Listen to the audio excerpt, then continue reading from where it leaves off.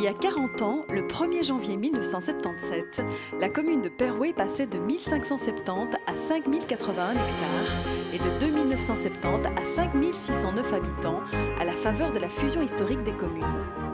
De celle-ci naissait le contour de Perrouet que vous connaissez aujourd'hui et qui regroupe nos 5 villages champêtres.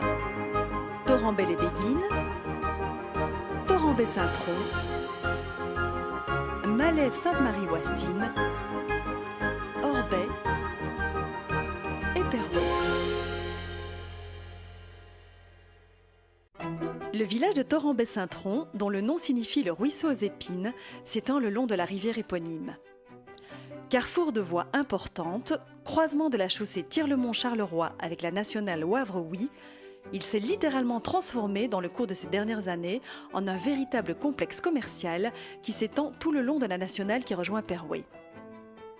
Les carrefours furent entièrement dévastés par les mines posées par les Français en 1940.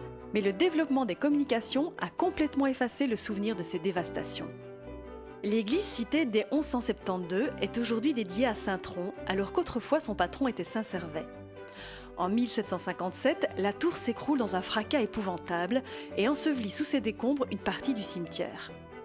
L'église fut réédifiée et agrandie de 1785 à 1787.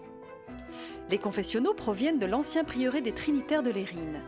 On y admire un vieux Christ de pitié ainsi qu'un chemin de croix en mosaïque réalisé par Max van der Linden. La cure est un beau bâtiment classique reconstruit en 1775 et doté d'un bel escalier de style Louis XVI.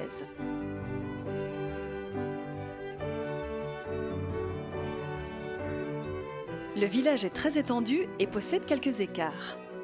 Le hameau des 5 étoiles avec les fermes de Limlette, Lompont et du Bâti, ainsi que la zone Natura 2000 des étangs du Lompont. Le bois de Bouy où se trouvaient des tumuli romains, ainsi qu'une tombe à chars découverte en 1976. Haute-Vranche, avec son ancienne ferme aujourd'hui remplacée par une villa.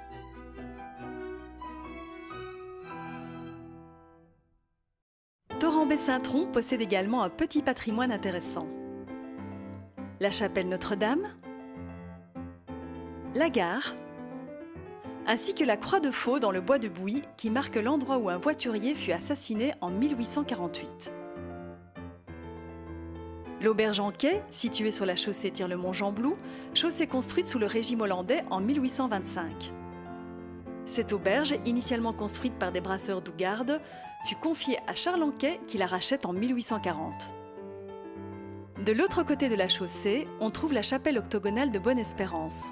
Construite en 1820, grâce aux dons et aux soins conjugués des curés de Torrembay et d'Orbey, elle rappelle le patronat exercé par l'abbaye de Bonne-Espérance.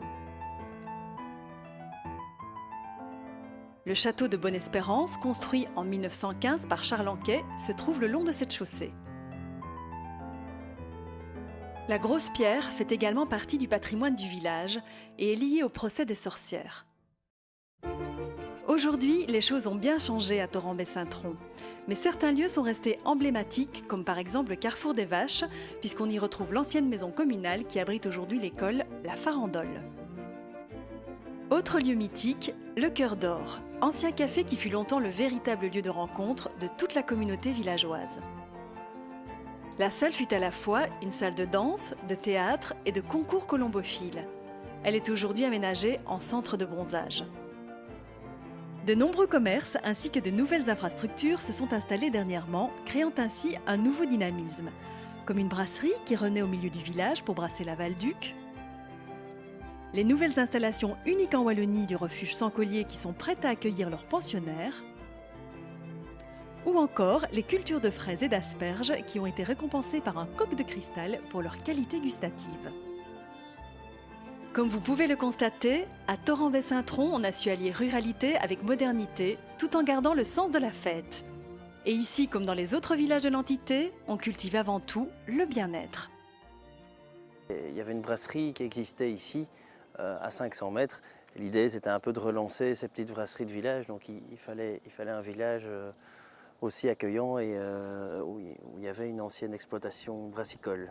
Moi, je cherchais surtout d'être un peu dans le silence hein, donc à la campagne. Ici, au début, il faisait silence. Hein, on entendait grandir les choux. Commercialement, on est à côté d'un centre autoroutier nord-sud qui est en développement dans la région et pour toutes les activités commerciales que nous avons ici. C'est vraiment un accueil chaleureux. En plus, culturellement et dynamiquement, j'ai l'impression que la ville le village, la ville est en pleine expansion.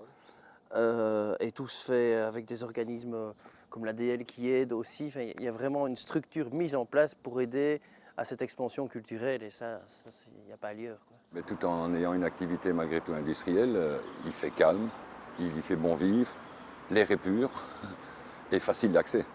Les gens viennent, la porte est toujours ouverte, le seuil est très bas chez moi, donc je vais comme à la maison, je reçois tout le monde. Hein. Donc tout le monde peut entrer, depuis que la porte n'est pas fermée, tu entres, tu appelles et je sers du café, une bonne bière ou bien un bon petit whisky, ce que tu veux. Ça fait 4 générations quand même qu'on est dans le beurre et on s'y plaît bien.